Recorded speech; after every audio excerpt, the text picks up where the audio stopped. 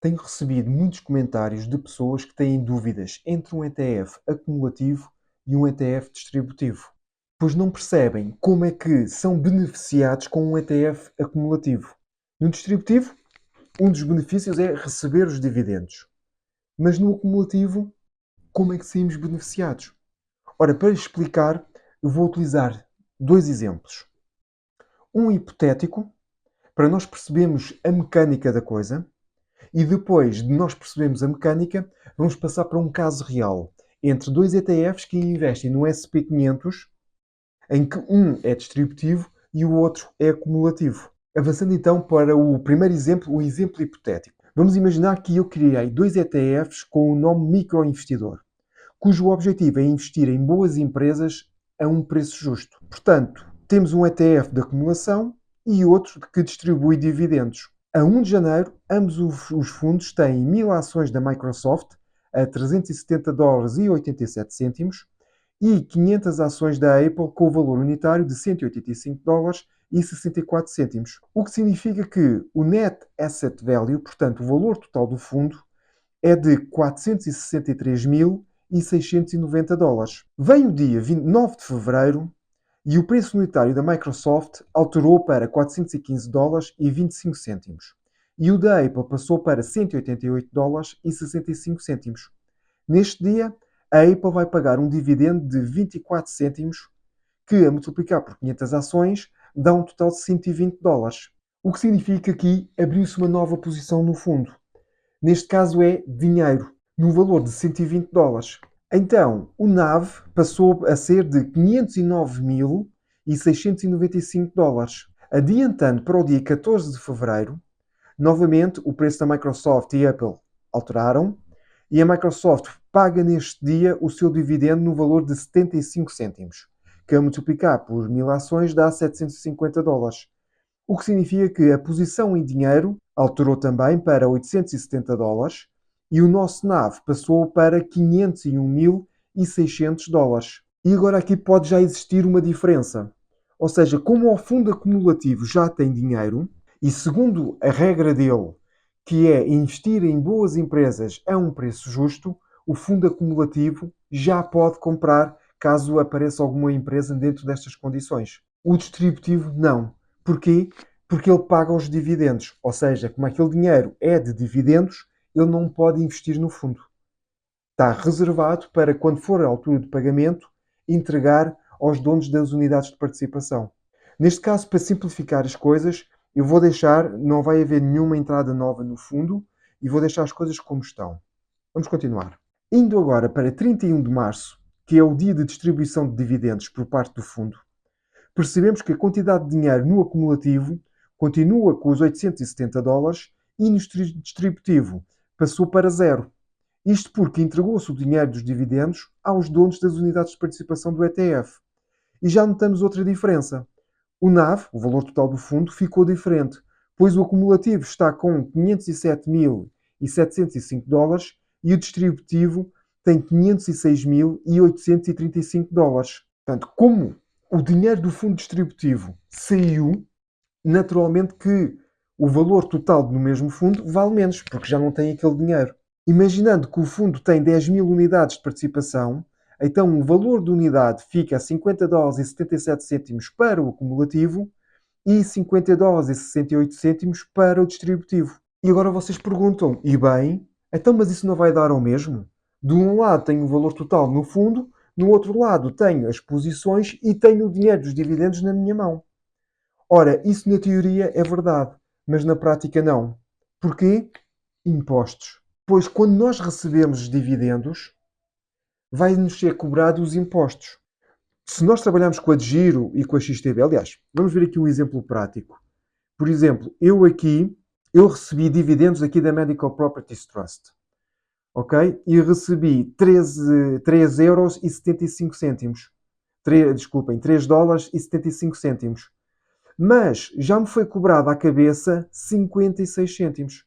Ou seja, se eu quisesse reinvestir este dinheiro, estes 3 dólares e 75, já não os conseguia, porque já me foi retirado 56 cêntimos. Portanto, eu agora já vou ter que investir somente a diferença. Está bem? E esta é uma das principais diferenças do acumulativo para o distributivo. É que é fiscalmente mais eficiente. E agora vamos passar para o caso prático. Ou seja, vamos ver um ETF que é o VUSA, investe no SP500, tem a política de distribuição de dividendos. Ok? Neste momento custa 91,90€, mas vamos aqui à parte do gráfico, que é a parte mais interessante. E agora vamos buscar outro ETF, neste caso que vai ser o VUAA, também ele da Vanguard, mas acumulativo. Ora, se nós colocarmos então os dois, o gráfico é exatamente igual. Ok? Mas porquê? Primeiro, temos os dividendos incluídos. Ora, nós não podemos ter os dividendos incluídos. Porquê? Porque os dividendos saem do preço da cotação da unidade de participação. Portanto, vamos lá embora retirar os dividendos. E agora já começamos a ver aqui uma grande diferença. Mas nós já estamos à espera disto. Agora vamos ver isto de outra forma. Vamos ver isto, em vez de ser em percentagens, vamos ver em cotas, ou seja, ao preço da unidade de participação de cada um. E agora reparem aqui uma coisa muito interessante. Por exemplo, aqui, em maio, em 17 de maio de 2019, o preço do Vanguard que distribui dividendos está a 48,65€. E o Vanguard, o VUAA, está a 45,18€. E agora reparem que a cotação começa-se ao longo do tempo a aproximar. Chegando agora a um ponto, aqui 8 de maio, em que o preço já está muito próximo um do outro. E ao longo do tempo, o VUAA vai ultrapassar o preço do VUSA, do distributivo. E daqui a muitos e muitos anos, o VUA vai valer bem mais do que o VUSA. E é aqui que se está a grande vantagem do acumulativo. É que é fiscalmente mais eficiente. Porque nós, ao longo do tempo, não vamos conseguir investir os 28% que nos é retirado dos dividendos. Se o objetivo é investir com um dollar cost average num ETF sobre o SP500, o acumulativo acaba sempre por ser melhor do que o distributivo. Essa é que é a grande vantagem. Ou seja, o preço da unidade de participação sobe continuamente ao longo do tempo. E agora vocês perguntam também, e bem, está bem, mas quando eu for vender a minha unidade de participação, eu vou também vai-me também ser cobrado os 28% do imposto e se calhar com isso vou perder a eficiência. Não necessariamente. E agora vou-vos mostrar isso. Se nós formos aqui ao site dos Todos Contam, eles têm aqui um simulador em que nós podemos fazer aqui uma simulação do género. Vamos investir 100€ por mês durante 30 anos. Esse investimento vai ser, eu vou colocar aqui 10%, que é a mesma taxa que o SP500 paga em média, e vamos ser retirados 28%. Ou seja, eu aqui, neste caso, está a ser retirado a valorização total. Mas o princípio acaba por ser o mesmo. Portanto, se nós clicarmos aqui em calcular, vai-nos dizer o quê? Vai dizer que antes dos impostos, se nós não pagássemos impostos, teríamos um valor de 227.000€ e 227.932€. Mas que depois de impostos vai ficar em 127.684€.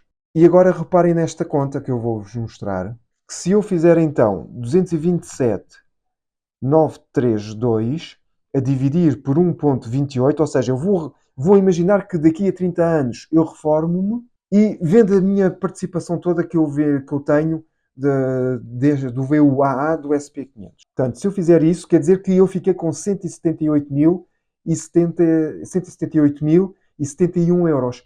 O que é que isso significa? Significa que é um valor bem superior àquilo que eu teria depois dos impostos. Portanto, essa é que é a grande vantagem. Numa estratégia de dollar cost average, ao longo de muitos e muitos anos, o acumulativo ganha sempre ao distributivo. Portanto, ou seja, depende muito também da estratégia. Mas se é o dollar cost average, o acumulativo vai sempre ganhar, porque é fiscalmente mais eficiente. Portanto, e se este vídeo trouxe valor, dá aquele gosto, eu despeço-me então com um forte abraço e bons investimentos.